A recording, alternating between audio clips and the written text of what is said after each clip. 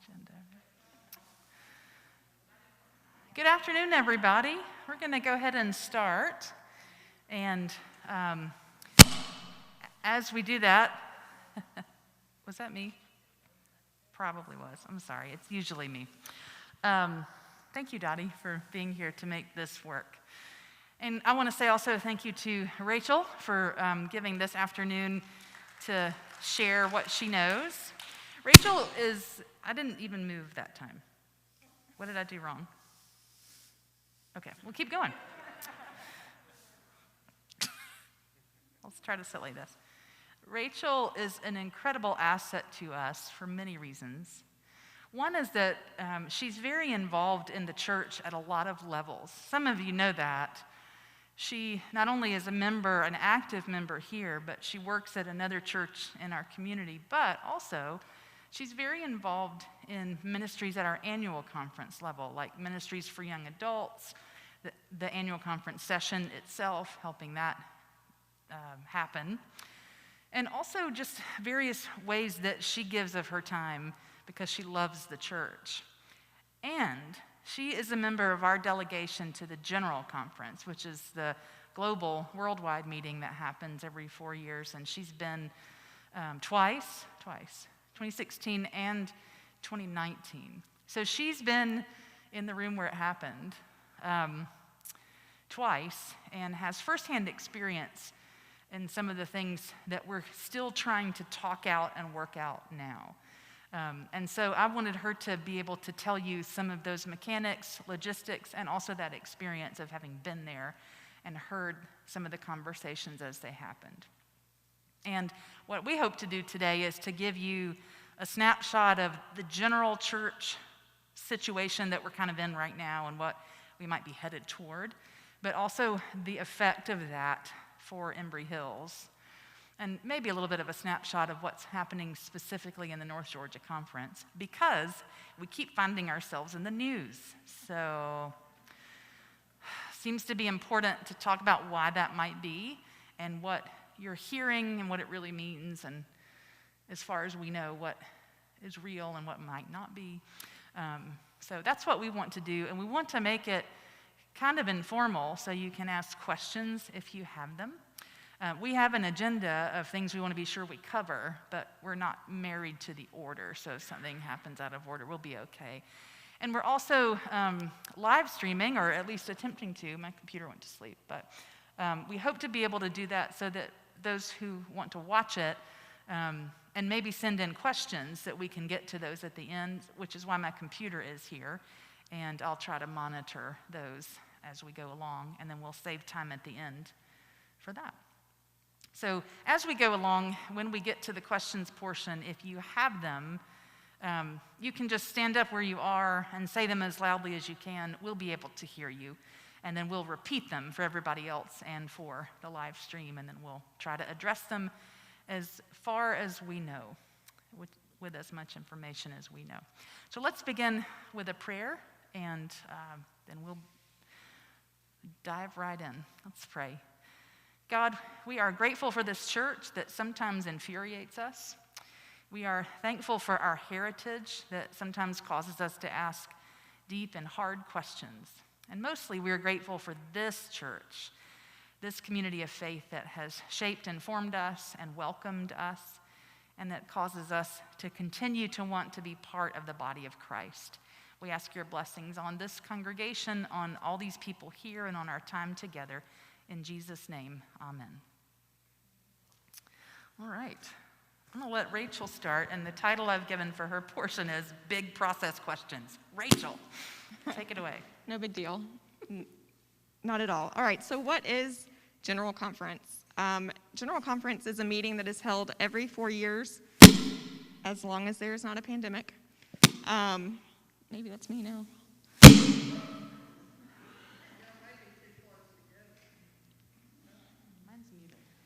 All right, we'll continue. It's a meeting that happens every 4 years. And basically the whole purpose is to set policy for the United Methodist Church. So we have a book of discipline that we update every 4 years. I did not move my hands, I think. That's going to be hard. Is it me or her? And basically, people send in petitions every single year for General Conference, and at General Conference, those delegates who attend are all put in legislative committees. Now, those who attend, every single annual conference, which we are a part of one, sends a certain to General Conference. Georgia sends 22, 11 laity, and 11 clergy. And if you don't know, what's kind of interesting is that our denomination is a global denomination. And so we are sending delegates from not just the United States, but Africa, Europe, Asia. And in those delegates, we are getting closer. Do you want my mic back? Okay. We send delegates, sorry, I'm getting way off track with all of this. We send delegates from every annual conference around the globe. So in a legislative committee and in plenary is the big session of General Conference where every delegate is a part of. We are voting on these petitions that were sent forth from individuals, conferences, general agencies.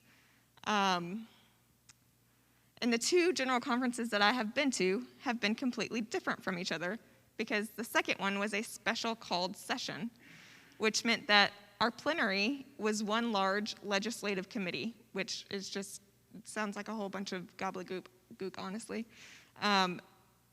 And I don't know that I would have fully understood or comprehended how all of that worked if I had not actually been there. Mom and Dad, you had never gone to General Conference before 2016. If somebody were trying to explain it to you, would you have understood the difference between 2016 and 2019?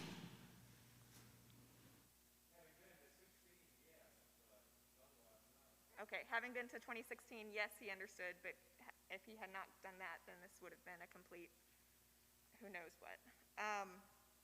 So General Conference. Basically, everything that's written in that book of discipline, those rules, laws, beliefs that we follow as a denomination, we edit those every 4 years, and that's what we do in legislative committee. So it's amazing what people sent in as a paragraph, as pages, as a petition that can be edited to be completely different from the original intent, because that's what happens when you edit things, right? Basically, we are there to set the standards for the next 4 years of the denomination, good, bad, or otherwise. And in this what we call kind of our law, our book, our sets of rules that we follow. So we handle this legislation.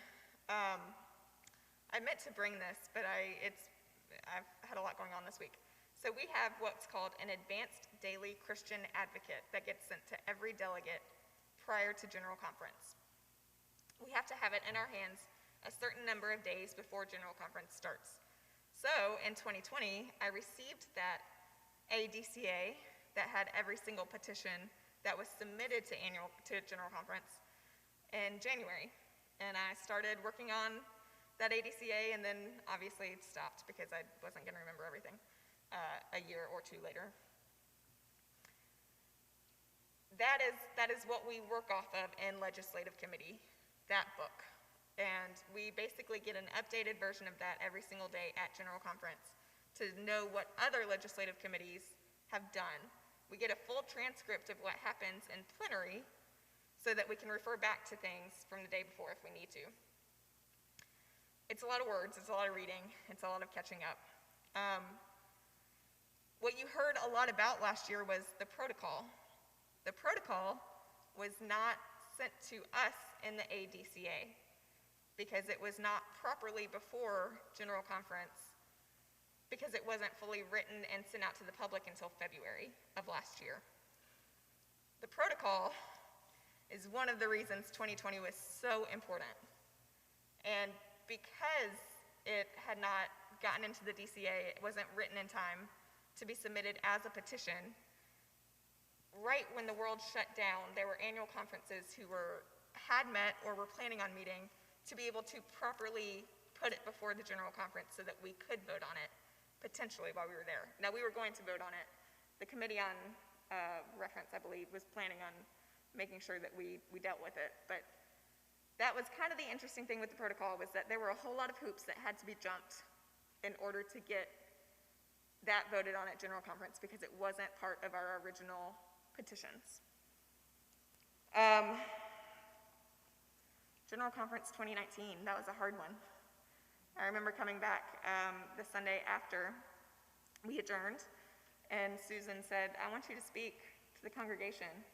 And I was like, I have no idea what I'm going to say, because we adopted what was called the traditional plan.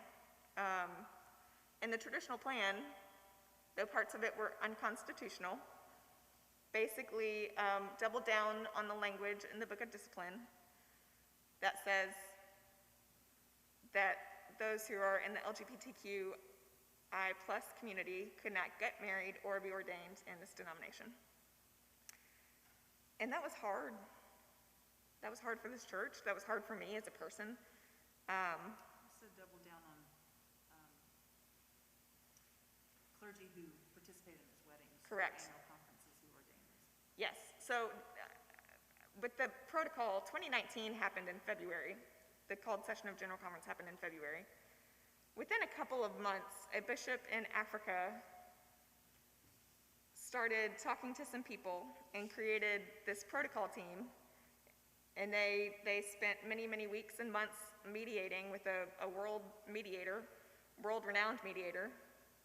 And within a year, we had a moratorium, actually, on something that was a big deal to what we call the traditionalists of our church. And for that to happen, I think that was kind of the wake-up call for me to know that no one is happy right now in this denomination, that we just feel stuck. And there isn't any side, doesn't matter where you fall, that is happy. We're not happy as a denomination. And that's kind of where I remember 2019 feeling so heavy, and then a year later feeling like, wow, there's a moratorium on clergy participating in gay weddings. That's kind of a turnaround and a switch that felt good for some people and was not great for others. So technically we are still under that moratorium, although there are some places where there are trials happening. So what is disaffiliation? Disaffiliation is actually a really unique animal for me personally, because in 2016 I sat on the local church legislative committee. So in the Book of Discipline, I dealt with things that were local church, pertaining to a local church, committees, admin, finance, trustees, SPR, all of those. And disaffiliation came before our particular committee. And my clergy counterpart, we are different in almost every aspect, but he, when we were in committee, looked at me and said, "What subcommittee do you want to be a part of?" And I said, "The one that deals with disaffiliation," and he allowed me to do that, which I thought was incredibly gracious. So I was in the subcommittee that dealt with disaffiliation, which basically was a process for churches to get out of their trust with their annual conference and leave the United Methodist Church, but keep their property, keep their assets, keep all the things that seem to be very important to church members. That was a very hard and interesting debate. Within the subcommittee, the votes were very close. Within our local church legislative committee, the vote was a difference of 1. And it was a hard vote. I remember a lot of discussion, a lot of feelings, a lot of emotions. And ultimately, those 2 particular petitions never made it to the floor of General Conference in 2016, so we didn't deal with them at all in 16. What I heard later was that was relatively intentional. I don't know if that's true, but that was intentional on the part of those who calendar the agenda for the day. And so we never dealt with disaffiliation in 2016. In 2019, disaffiliation was a part of the traditional plan that we voted into effect. And actually, this conference will deal with disaffiliation, how we will deal with disaffiliation in this conference at annual conference in, 2 weeks.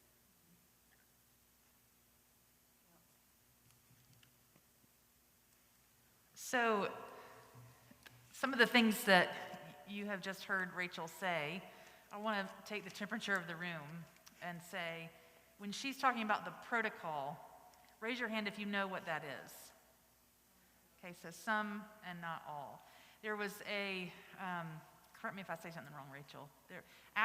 Coming out of the 2019 conference, she mentioned a bishop in Africa who started getting some folks from around the world, leaders in the church around the world together, who recognized, I think, what you said very well, which is nobody is happy with where we are right now. 2019 felt bad for almost everybody. So could we figure out another way, another piece of legislation to put before the General Conference that could try to address the sort of concerns of a wider group, but also give maybe a little more freedom to folks to live out the church in their context? And it was titled, and if not, a way for people to gracefully exit the church. And it was titled, The Protocol for Grace and Reconciliation. Correct. And so there were some expectations that came into that. When I first read about it, I remember where I was sitting in my house when I read it, came across social media, and I read it all the way through. And one of the things I noted about it was, if this protocol for separation goes forward, it'll be easier for local churches to leave the denomination. They can do it more quickly with fewer stipulations, possibly less money, and it'll be easy to take their property and go. The reason that's important is that every United Methodist church building is held in trust by its annual conference. So we, sitting in this room, do not own this building. We make all the decisions for it, we maintain it, we spend money on it. But at the end of the day, it does not belong to us, which means if I don't mean to be flippant, but I'm going to be. If I woke up tomorrow and completely lost my mind and said, forget the denomination, I'm going, who's going with me? We're going to meet in our building every Sunday. We can't do that because Embry Hills UMC does not own this building. It meets in it, it holds it in trust. We are the trustees of it. Andy is the chair of the board of trustees of it. We use it as a tool that is provided, and the annual conference is ultimately responsible for it. So if we decided to leave this denomination, we'd have to go through a process to get this building and property. That is a big deal to a lot of folks. In fact, it's a big deal right now in this annual conference. The Mount Bethel United Methodist Church is going through this. I'm sure you've seen them in the news, and I don't want to center on that church, but it's bringing a lot of this up, what's happening there. Another word you said was, protocol was one of them. Well, let me ask you, was there anything else Rachel talked about that was unfamiliar to you or that you'd like us to explain a little more?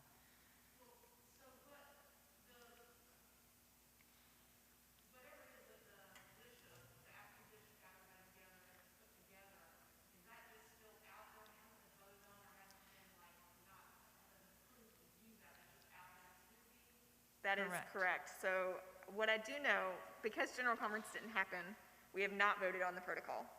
But I do know that the group that Bishop Yambasu, who has since died, actually, put together, they are still meeting. They are potentially revising it, although that's kind of out there. And so they are still taking a look at that and figuring out what needs to happen for the potential next General Conference. We'll get to that. Yeah. Sandra.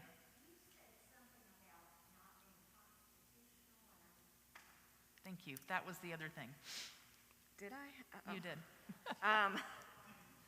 Which part?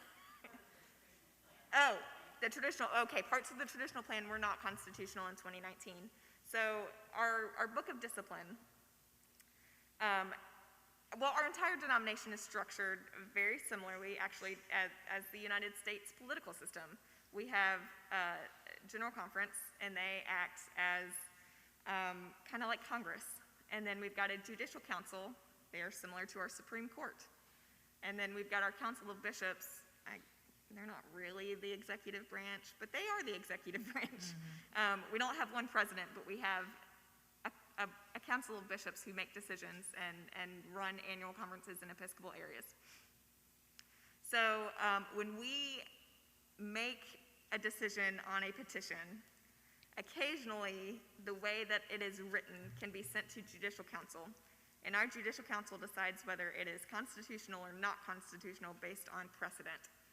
And so we immediately sent that plan, knowing that it was being voted in, to judicial council, and judicial council said there were certain things, and it's now been 2 years, and I've started reading other legislation that I don't particularly remember everything that was unconstitutional. I do remember that it was parts of the traditional plan that a lot of progressive people felt was incredibly harsh in terms of how much you probed into a person's life when they were a candidate for ordination. And so I knew I have issues with anybody probing too much into my life that, they must know, I don't know, whether I like peanut butter and jelly or Nutella and marshmallow fluff. I don't need to know necessarily everything that happens in another person's life. And there were parts of that plan where probing was just, you did anything and everything to find out if they were gay or straight, and parts of that were deemed unconstitutional. And a reminder that we need to repeat the questions when we hear them. Yes, Karen, go ahead.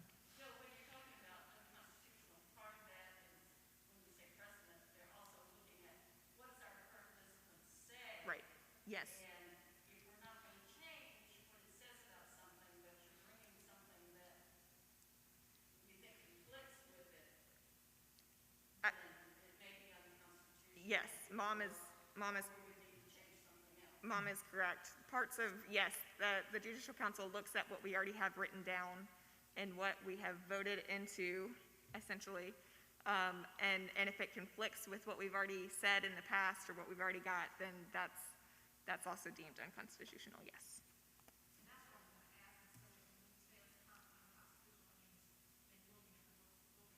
Yes, yes. Yes. The question is, if something is deemed unconstitutional, is it in fact comparing it to what we already have written in our church polity or law, and that is it. Any other questions on what Rachel has said? We will have time at the end for other questions. I just wanted to cover a few things before we get to the end. The things that I wanted to talk about were kind of our local process questions. Did any of you see the ad that was in the AJC a couple of Sundays ago that had the title United Methodist for Openness and Transparency? United Methodist Laity for Openness and Transparency. It was a full-page thing. It was a 18-point list of questions. And I wrote my weekly letter about it, and I have some opinions about it, but I have opinions about everything, but you don't always have to share my opinions. I want you to have your own too.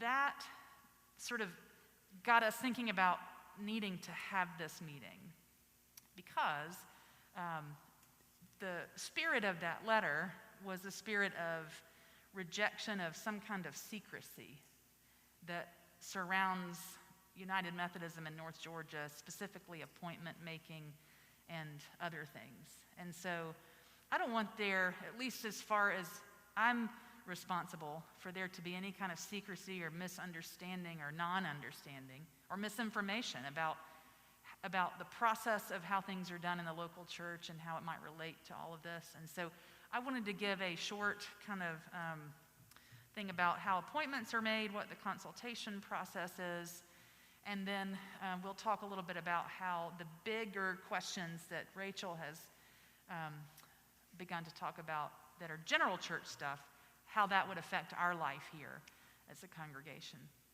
Many of the questions that were in that AJC ad had to do with the consultation process, which is referring to how pastors are appointed to local churches. So when pastors are appointed to local churches, we have district superintendents. Does everybody know what a district superintendent is? It is a person that is given charge to support administratively and resource local churches in a particular area of the annual conference. Those areas have been redrawn in the last year. Is that right, in last year? Yep. And so now they are on county lines. So our district used to be called the Atlanta Emory District. If you've been around long enough, you'll remember that. It was kind of like the I-85 corridor. Now we are organized in counties. So we are DeKalb County, Rockdale County, Newton County, and Henry County. So 4 counties make up our district, which is now called the Central South District. And our current district superintendent is Quincy Brown, who was already on the cabinet, and when everything was restructured, he took on DeKalb County, our church, and we became part of the district that he's been supervising. He's actually going to be appointed to a local church this summer, to Snellville UMC. So we'll be getting a new district superintendent whose name is the Reverend Dr. Byron Thomas, who's fabulous. I've known him for several years and have a lot of respect for him. I think you will enjoy getting to know him.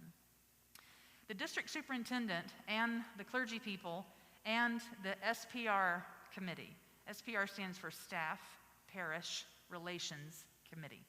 So that committee deals with all the staffing needs of the local congregation. Anybody in the room ever been on SPR? We have at least 2, and Sylvia's doing. So you generally are working with different staff positions, letting the church know when you need a new staff person. If someone is retiring or leaving their job, you kind of handle that and handle the process of finding a new staff position. When it comes to clergy are appointed by the bishop in consultation with the district superintendent and the congregation. The district superintendents can know the local churches better usually than the bishop, him or herself, will know every congregation. We have like 900 churches in North Georgia. So Bishop Sue couldn't know all of those personally. But she does expect her cabinet to have good information about the churches in their district. And so when the cabinet is sitting around the table and talking through appointments, they look at who's retiring. They look at who might be requesting to go on leave of absence. They look at who has died. And they look at who are the new people who will be commissioned, who will need appointments. And then they look at everybody that's serving. And I've never done it, and I really hope never to do it. And it seems like it's kind of like a fruit basket, almost turnover. Like, well, we're juggling balls, and where are they all going to land and fall? But it's not random, because the bishop does know, and the district superintendents do know clergy well enough in most cases to be able to say, she's actually pretty good with race relations, and he's actually pretty good with multi-generational stuff, and that person's a gifted preacher, and this person is really good at administrative work. And so when the church comes up and says, we are in really serious financial administrative trouble, we really need someone with gifts in administration, then they know some people that they could send there. And they start, it's like a matrix, I guess. They start trying to fit people in places. The consultative process can happen before or after an appointment is made. In the case of Embry Hills this year, what happened is when I received the phone call that I would be moving to a different appointment this year, Stacy Bradfield, who's the chair of our SPR committee, also got that phone call and immediately planned a meeting at the invitation of our district superintendent for the SPR committee to meet with him so that the committee could ask questions and he could ask the committee, talk to me about what you think your top needs in a pastor are, and tell me about your congregation so I can really represent you at the table. And I can also say they really need someone who's good at A, B, and C. And that I was in that meeting. It was, what, 2.5 hours? Yes. He listened. He asked really good questions. He came in and said, I know that this news may not be welcome to all of you, but let's talk it through and let's see what we can come up with. Because, and he said, and I'm quoting him, he said, our bishop really does care about your congregation and about you, and she's paying attention to who gets appointed here, as she does everywhere, but she was giving attention here so that people wouldn't think she didn't care. She's been here. Many of you remember when she was here to preach a few years ago. And he said, we really want to get this right. And so just tell me about your church and what's important to you. And he just listened and he wrote things down. And at the end, he said, this is what I heard. In some situations, particularly when there's going to be a big change like a retirement, the bishop and cabinet may consult with the church before an appointment is made. If it's a retirement in a place where someone's been there for 20 years, that may be a harder situation, and they may need to start a little earlier on that one. But it's their prerogative when the consultation happens and how. What our bishop is being accused of at the moment is not doing that process at all in at least one situation this year, and that the cabinet just seemingly arbitrarily made an appointment that no one had any notice of. And I'm not here to argue whether that's true or not, because I'm not in that. I wasn't there. I don't know. I can't speak for. I can tell you what I've heard, but that's just hearsay. But I can tell you in my experience and in our experience here at Embry Hills and in my experience in 5 other appointments, it's been exactly the way I described, either before or after, but generally after. When the appointment is made, then the cabinet comes to the church and says, let's talk about what you need in a pastor so that we can really make sure we get this right when a person is being moved. In our case, many of you know, Dave had been assigned 2 years ago to Christ United Methodist Church in Roswell.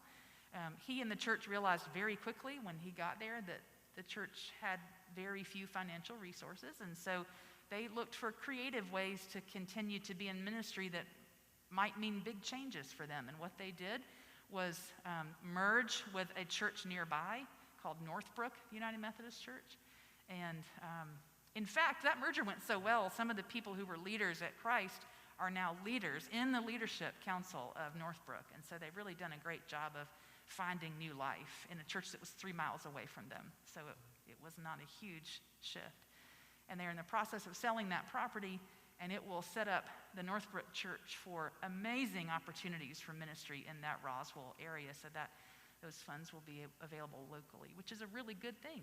It put Dave on the staff of Northbrook as an extra clergy member that they were not anticipating having, but it worked. We knew it wouldn't be forever. And as part of the really grassroots consultative process, we tell our churches every year we're married to each other and we're under the appointment of the bishop, so it's always possible that we could be moved because the other one is being moved. And in this case, we are being moved somewhere together, which is new for us, and we hope it'll work. Dave, if you're watching, we know it'll work. But it doesn't mean that I'm not sad to leave here, because I am, because I've been here 4 years, but it also seems in some ways like it's just flown by, and I wish in many ways I could stay. But because Quincy listened to the SPR committee, you're getting a fabulous new pastor that I think you will really like and will be a good fit here. And when it works, it really works. And when it doesn't, they try really hard to make it work. So locally, every annual conference treats that consultation bit a little differently in terms of their timeline. But I brought this to back up what I was saying here. The paragraph in the discipline is 425 about appointment making, and it says, clergy shall be appointed by the bishop, who is empowered to make and fix all appointments. Fix means make them real and happen in the Episcopal area of which the annual conference is a part. And then it says, the next paragraph says, Consultation is the process whereby the bishop and/or district superintendent confer with the pastor and the SPR committee, taking into consideration the criteria of another paragraph, which talks about performance evaluation, needs of the appointment, and mission of the church. And our bishop has been very upfront for every day that she has served here that the mission of the church is her driving force in life. She wakes up in the morning ready to advance the mission of the church, and she goes to bed at night thinking about how she'll do it the next day. That's who she is. And so at the end, that's her purpose, not to disrupt anything as I understand it. But I'm one person among literally 1,000 plus clergy, and we all have our own opinions, and that's what makes the church rich and broad and appealing to many. The other thing I was going to talk about is, I think that was everything I was going to cover. Consultation, appointments, how it's lived out here. What does the next General Conference and possible split mean for Embry Hills? So I think we both should probably respond to that. It means we need to pay attention, friends.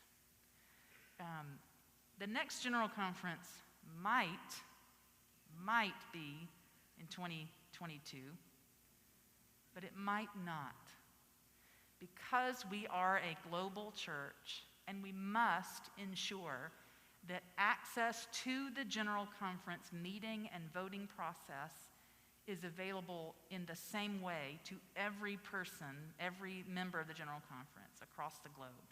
Sure, there are ways we can mitigate COVID-19 in the U.S. and make it easy, but that's not the same everywhere. So we have to make sure not only in the U.S. that we can do that, but in Europe, in Africa, in the Philippines, and not every place has the same access to technology. And so until we can assure that, we can't have one. I think the goal is still to try to have it in 2022. And if it doesn't happen in 2022, the next one would be in 2024, which feels like a really long time, mainly because 2020 feels like it was 10 years ago. And we're in a new year. But I think the most important thing is to pay attention, not only to what you're hearing here in your local church, but to look for the news sources that will give you the story that is coming from the people who know our polity, and that is the United Methodist News Service, umnews.org, umnews.org.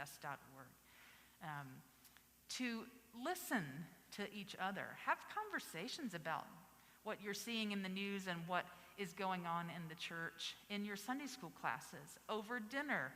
If you're meeting for dinner with friends from the church, talk about it. Ask people what they're hearing. Share what you're hearing and what your thoughts are, because when we don't ask questions, we won't ever get the answers to them. And if we aren't listening to each other, we might get caught in our own echo chamber. I know I am guilty of that at times. And it's important to me to ask clergy who I know aren't, I consider myself fairly progressive, and I talk to clergy and have clergy friends intentionally who aren't progressive as I am, or maybe see issues differently than I do. And I wouldn't say I'm off the charts to the left. I'm just sort of who I am and try to talk with people who have different opinions than I do. And that helps me grow. Because if I'm just listening to my own thoughts, then I can get a little stuck there too. And we do all feel stuck. That was a good way to say that. You want to talk? Do you have any opinions about what it means for Embry Hills? And Well, yes, I do have. I too. Do you have opinions, Rachel? Many opinions.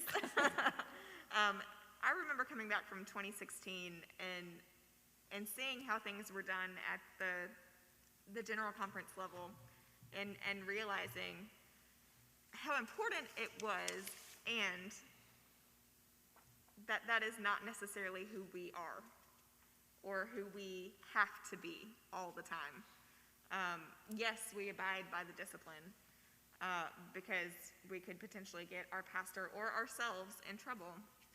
But that doesn't mean that the mission of this church is not the most important thing in terms of who we are and how we live that out in this community.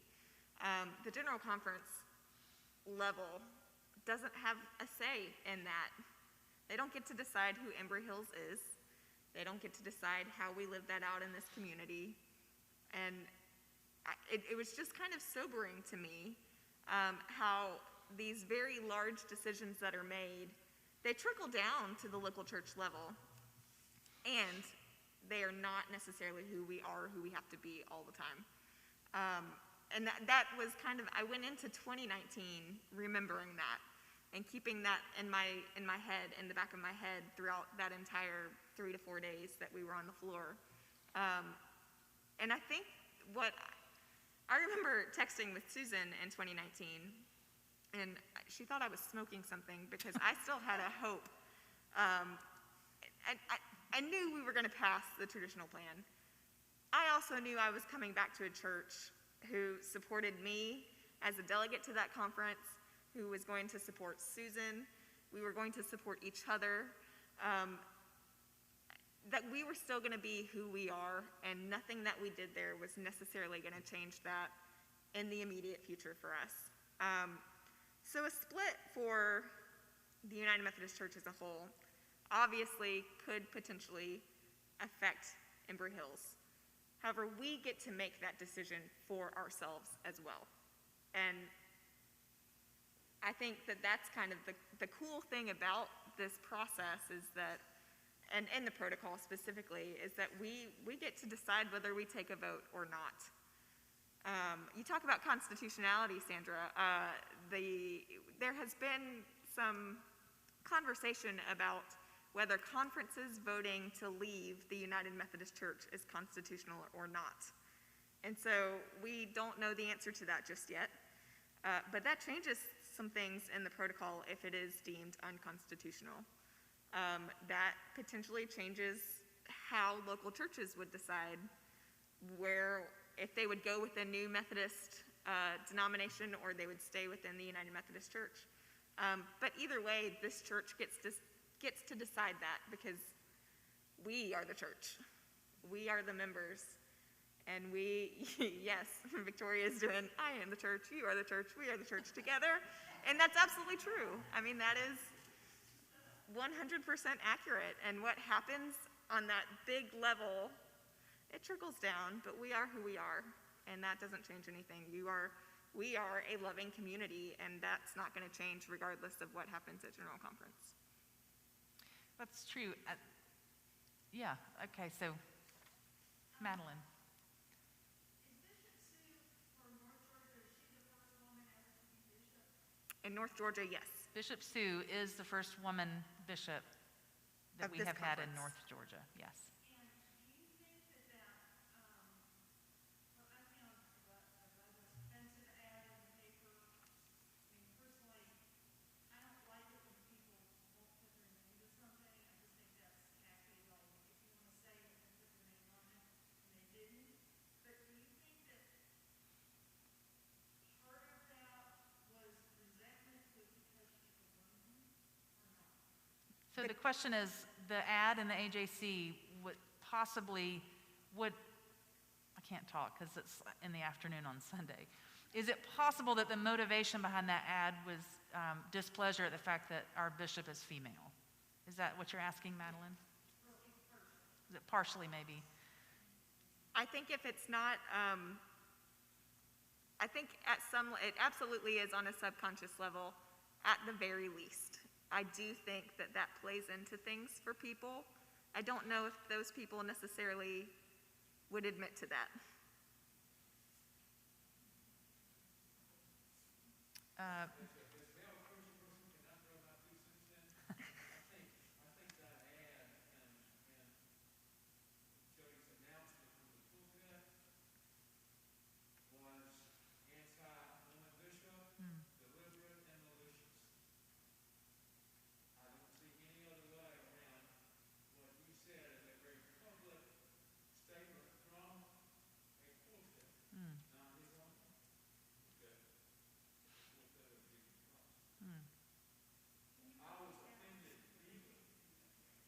Yeah, we'll repeat it.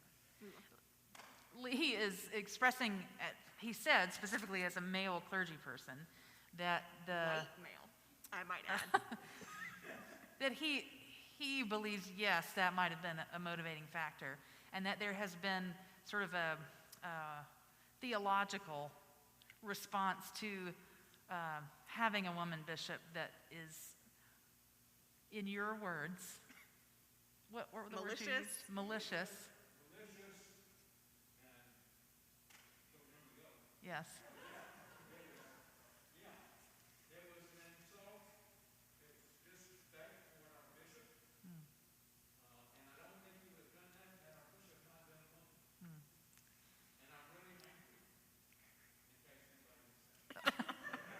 There are some strong feelings about that, for sure. Sandra. Yes, he is specifically referring to the former pastor of Mount Bethel.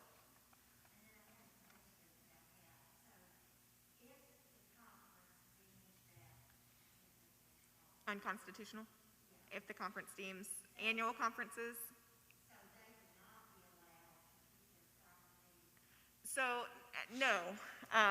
We, as an annual conference, this particular North Georgia conference is already working on a disaffiliation process for churches to leave the North Georgia conference, because that is actually part of the traditional plan in 2019. So Mount Bethel is currently working towards disaffiliating from the North Georgia conference. Now, in regards to the protocol, and this is a lot, don't get me wrong, it's a lot of information, a lot of insider knowledge. I fully recognize that, and I'm happy to talk to anyone anytime outside of this as well. The protocol says that annual conferences would take a vote, assuming the protocol passes at general conference.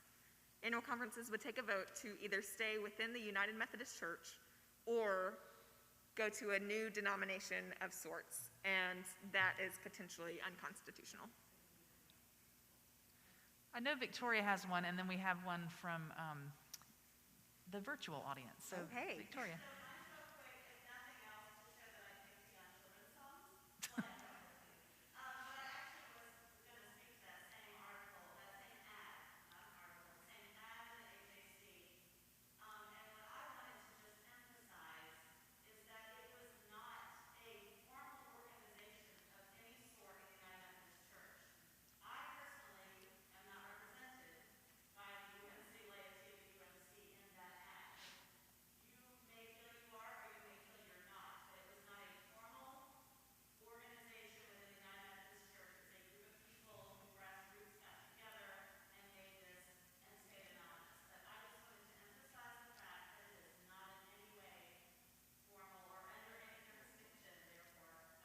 Well, thank you, Victoria. And yes, that's correct. She's making the point that the ad we referenced a little while ago that was in the AJC that said it was from a group called United Methodist Laity for Openness and Transparency. Mm-hmm. There's a Facebook group? Yes, there's a Facebook group, but this is not an official group of any sort in terms of it has not been organized by the denomination or by this annual conference. It's a group of people who probably are like-minded and are coming together to discuss these same kinds of topics from a different point of view, and wanted to make a statement and did so, but it is not an official group. I'm in a group on Facebook called Clergy Moms, which is a group of women who have children who are also clergy. It's not an official group of any sort. We just share ideas and stuff like that.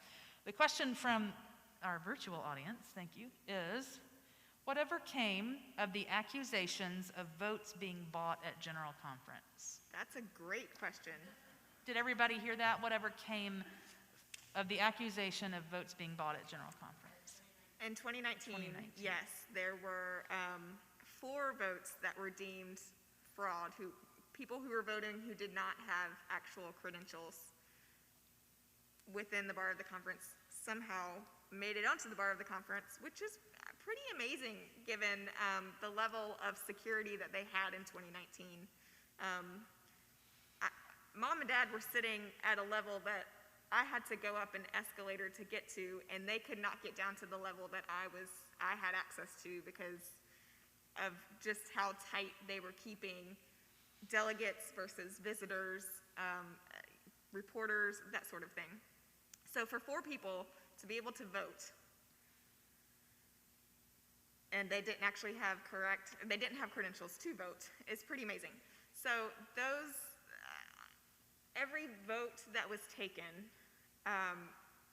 except for, I believe, 2 that were within a 4-vote margin were deemed okay, constitutional. Those are in effect. The 2 that were within that 4-vote margin basically are gone. So we had a split 50-50 vote on one particular question at some point. Don't ask me to tell you what it was because it was 2 years ago, and I have it in my phone somewhere because it was pretty amazing. But those 2 votes were basically thrown out the window, and one did pertain to something within the traditional plan, I think. Don't quote me on it. This is the hard part about being live streamed. But those basically are now not in effect because they were too close of a margin. They're not unconstitutional, but for this purpose, they're now unconstitutional. So there was no pursuing of any particular people or... I do believe there was an investigation, yes. Okay. And I know there has been work since then to make sure that it never happens again. That we were actually having issues in 2020, leading up to 2020, and getting visas for certain countries. And we were not sure that we would have whole delegations at 2020 because of the visa issues. We could not get to, I believe, Liberia was going to be a problem, and getting their delegates to the United States in a timely manner and for 2 weeks and all of that. So I do know that there was an investigation into it. I do know that they were working on it for 2020. We were supposed to have a May 8th special called session, and because of the equity of having Wi-Fi everywhere a delegate was so hard. No one's ever come out and said exactly why the Council of Bishops canceled that May 8th meeting, but I do believe that was part of it. It is incredibly difficult to put together a global meeting, and then you got to make sure that every single delegate is who they say they are and voting by the right means. It's hard, y'all. Rachel, the questioner asked about money exchange, buying votes, and there were some accusations. And they did some, my recollection is that there were some concerns expressed, and there were some investigations into that, but there wasn't really any way of proving anything one way or another, and that was how that go. But they did find it for Right. non-credentialed So, people as a Karen, result. Mom, is accurate that there was an investigation into some money exchanges in 2019. This has been talked about for conferences in years past. But this particular year, there were visually, many people saw transactions occurring in terms of money being handed over, looking at things and writing down how to vote or what to vote for. But again, as Mom mentioned, nothing actually came of those investigations, other than a very strongly worded, don't do that, at General Conference. And that is something that I personally witnessed, yes. It did happen. But I didn't have the actual proof to put it forward, so it's hard to do that when when you don't know how people vote and exactly what they were telling them to do with this money exchange. This is a question for either one or both of you. But would you say a word about the financial considerations that a church has to consider in disaffiliating based on the traditional plan that came out of 19? Yes, I have it right here. Oh, good, because I did not print that one off. The word disaffiliation that we keep talking about is a process of a congregation leaving the United Methodist Church denomination. And so, as we've already said, there are monetary and property concerns and name and all of that. Out of the protocol for grace and separation, reconciliation, all of those words were included. I don't remember the exact title. Part of that was a process for a local church to disaffiliate that would be a little quicker and maybe easier than what's already in our book of discipline. But we already have in our church law and polity a process any church can begin at any time to leave the denomination. It's pretty long. It requires lots of meetings and figuring out a formula for monies that a church would pay. And this new disaffiliation process would just make that a little shorter, as I understand it. And so that was to be before every annual conference to vote on. And I feel pretty sure that had we had a normal annual conference in 2020, we would have seen it. However, you all remember 2020 and how everything felt like a moving target. We didn't even have annual conference until August because we kept thinking maybe we could have it. And the leadership of our annual conference made the decision to do the very most necessary items at the annual conference. We did not even have a service of ordination, licensing, and credentialing and commissioning, nor did we have a memorial service. We didn't do either of those very important things. So we did not see, the Board of Trustees for the whole annual conference did not put before us the disaffiliation legislation to vote on. But it will come before us this year at the annual conference, which Rachel has already said in a couple of weeks. So I can tell you, part of that plan that's like 3 or 4 pages long here in my hand, steps of disaffiliation process. The part about which Lee's asking about, which is financial concerns and property and such. Establishment of the terms and conditions, including the effective date of the disaffiliation agreement between the annual conference and the existing church. Here's the process. Payments, financial payments, prior to the disaffiliation date, the local church shall pay to annual conference the following things: any unpaid apportionments for the 12 months immediately prior to the disaffiliation date, an additional 12 months of apportionments. Just to give you a sense, our apportionments here are a little over $50,000. I believe that's right. For the year. An amount equal to the local church's pro rata share as determined by the annual conference of the unfunded pension obligations based on our aggregate funding obligations as determined by our General Board of Pension and Health Benefits. So there's a piece of the forward-looking pension picture that the church has to pay. Any direct bill obligations is verified by the conference benefits office. So if you're not caught up in your benefits, you got to get caught up before you can walk out the door. Other liabilities, debts, loans, liabilities, assign or transfer obligations to the new entity. If a local church carries a mortgage, that has to become the local church's, and you have to be able to pay that. It's the church's responsibility. Intellectual property, the local church shall cease the use of United Methodist, the cross and flame insignia, any other intellectual property of the denomination in the annual conference, including the removal of all signage containing that. And then there are some things like cemeteries, records, record keeping. So it's complex, but believe it or not, what we already have is a little more so. So there are steps. A church cannot say, we're leaving and we're out of here, goodbye, and just reconstitute. They may try to do that, but there is a process.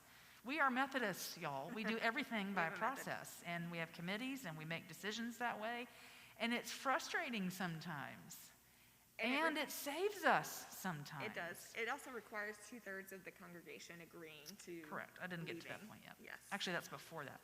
Approval of the disaffiliation resolution by a 2/3 majority of the professing members of the local church, and then ratification of the agreement by a simple majority of the members of the annual conference. So it's not just a, hey, let's go. And that's a good thing. It's a big decision. And if that's what a church is going to do, it requires some thought and prayer and reflection and planning and responsibility. Yes? Okay. At the St. Louis conference, that was the 2019, the traditionalists won. Did they? Did the traditionalists win in 2019? The change that many of us were put it that way. So why are the conservative churches fighting that visibility? I don't quite understand because we haven't gotten the change that we were looking for, some of us were looking for so long. So the question is why, kind of, Madeline, what I hear you asking is, it seems like the conservative side, if you're going to look at sides, basically won in 2019. And I think they're not happy because the progressives, the left-leaning side, and centrists in the United States are not backing down. We're not just they're not laying down and rolling over. Again, they didn't get everything they wanted in that traditional plan because there were things that were unconstitutional. Some things that felt very important to them were taken away from them in that plan. And I don't like to talk in an us and them situation. I really don't. It is a we, denominationally, walked away from St. Louis. Everyone was unhappy. I did not see many dry eyes. I did not see people just there were people high-fiving, but part of that was a cultural difference in how things were run and whatnot. But, historically, the conservative church has won out and the progressive church has sat down and been quiet. And we've gone with it. We haven't organized well. We're not great at that. I'm the first to say it. It's hard to organize people, and the conservative church has been really good at it. And they have written their steps down. They have followed it. They are really good at getting people to follow them. And we have not been so great at that. But we didn't back down this time. And we're not backing down. And too many people are saying, I don't agree with you and you don't agree with me. And no one is happy. I really sat at the table in 2019. I sat at a different table than I did in 2016. In 2016, I was at a table with people I know I didn't agree with.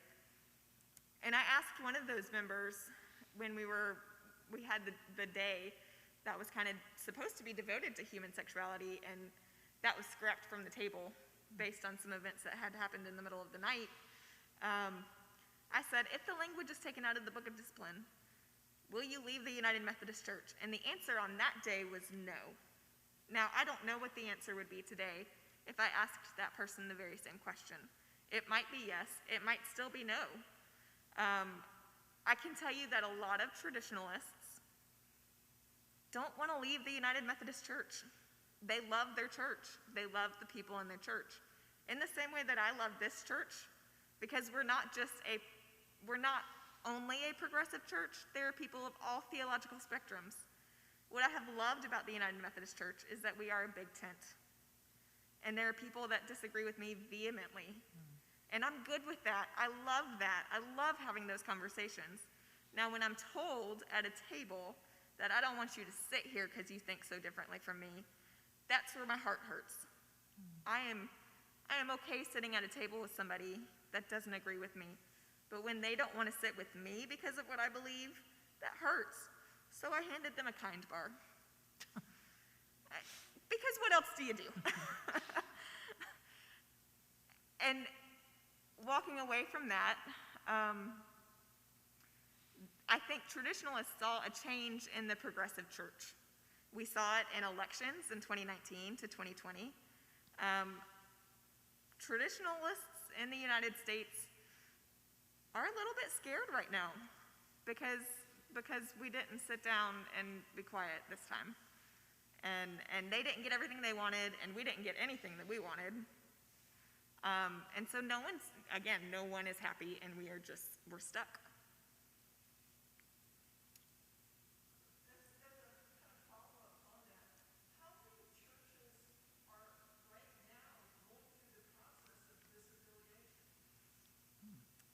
So the How question many is, churches right now are going through the process of disaffiliation?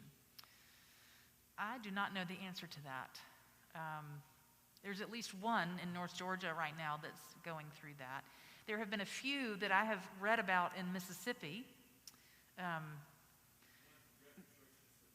There's a progressive church, thank you, in one in Savannah, Savannah, Georgia, and yes. the South Georgia Conference that's going through the process. And I know of at least one in South Carolina that is leaving or going through the disaffiliation process.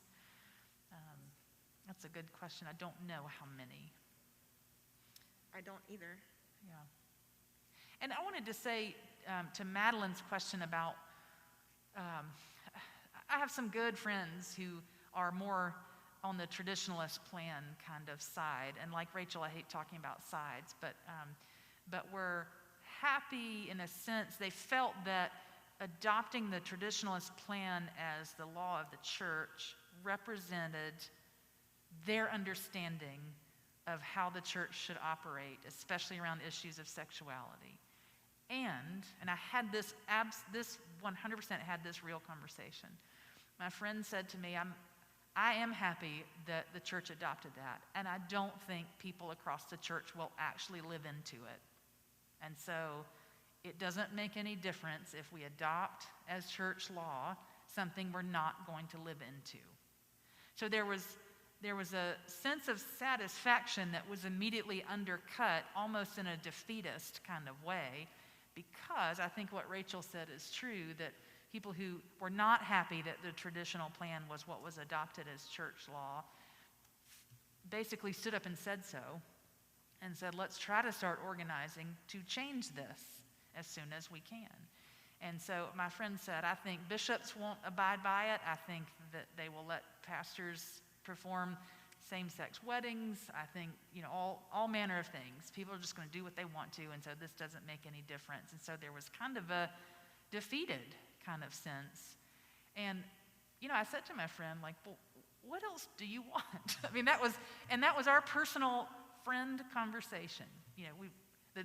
The vote, which has been razor thin for decades on this, was, very close.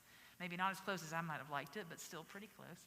And yet closer than I thought it would be. Mm-hmm. See, that's the difference between. Yeah. And so his response was, but I just don't think people will actually do it, which I received as an understanding of the way things really are versus what was legislated in that room. And so that's, again, Rachel has said it well, people are just unhappy. That's a disconnect. We don't know what to do with ourselves, and it's a hard place to be. And I want to reiterate something Rachel said, because it's so true, and it's one of the reasons I have loved being in this church, which is what's going to happen in Embry Hills is every Sunday we are going to have a worship service, at least one. And eventually we'll start having choirs again, and our Sunday school classes are still going to meet. We're going to have finance meetings. We're going to have giving campaigns. We're going to have administrative council meetings. We're going to have budgets and charge conferences and leadership. And this congregation, which is so grounded in the grace of Jesus Christ as we understand it as Wesleyan Christians, will continue to love God and love neighbor. We'll continue to welcome all into a nurturing community of faith, serve others, and grow in Christ. This church will continue to do all of those things. And please pay attention. And please don't get your news about this from Facebook. Please, please, please. If you hear nothing else that I say today, do not read about this on Facebook. Or if you do, understand that you're reading people's opinions about what's happening. Have more conversations just beyond that, yes. Please read United Methodist News Service.org, umnews.org. That's where you'll get information about what's really coming before the General Conference, when the dates are released and how it's going to happen. You'll find that information there. You can find information about any of this if you Google it, but please also read the United Methodist News Service, because you'll actually subscribe to it and get some of that breaking news when it happens. Yeah, it's really helpful. Victoria.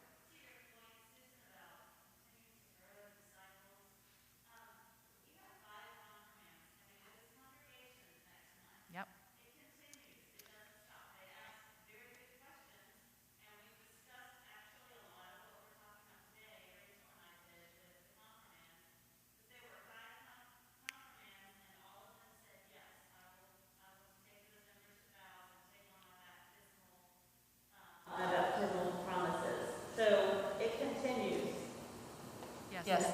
Thank you, Victoria's reminding us as we continue in ministry, we're going to have 5 confirmands in a few weeks to be confirmed. Students who have been through a 1.5-year process, the Lord bless them, they get extra stars to be confirmed and have all said they want to. Because that's who you are. You are people who invite other people into relationship with Jesus Christ that transforms your life and transforms the world around you. And that's going to keep happening. And the church will either sort itself out or it won't. And I don't know the answer to that. But if it doesn't, then that is a way of sorting itself out. And there are plenty of people in the world who are just like all of you in this room, who love their church and love the United Methodist Church and want to see it continue to be relevant and to continue to speak grace into the lives of people who have turned away from the church because they think the church hates them or won't listen to them or recognize who they are. And you do that. And you do it with grace and welcoming. And you're not flashy about it. And you don't have to be because it's just who you are. And so that's what's going to keep happening here. And I know you well enough to know you're also going to pay attention to what's happening in the larger church, and you'll talk about it, and you won't always agree on it, and that's okay, because you also worship and pray and read God's word together, and that's the foundation of who you are, and it's really, really important to keep doing all of those things. What other questions or thoughts do you have?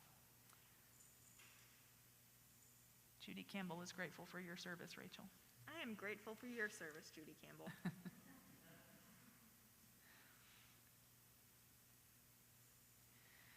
I'm sure you're going to leave with questions that we can't answer or that we haven't gotten to, and please always feel free to reach out to Rachel or me, and we will answer what we can. I did joke with my parents that a lot of questions that people, ask me right now, the short answer is I don't know the answer to that just yet. And that's true across the spectrum because of where we are globally in this pandemic, and also because we're trying to figure that out as a denomination together. And that is really cool to me that we're still, for as much as we want a split so that people can do ministry in their contexts, the fact that we're still trying to do this together and through a reconciliation and grace through separation and restructuring. Thank you. Is specifically what it's called here, the 32 pages of the petition of the protocol.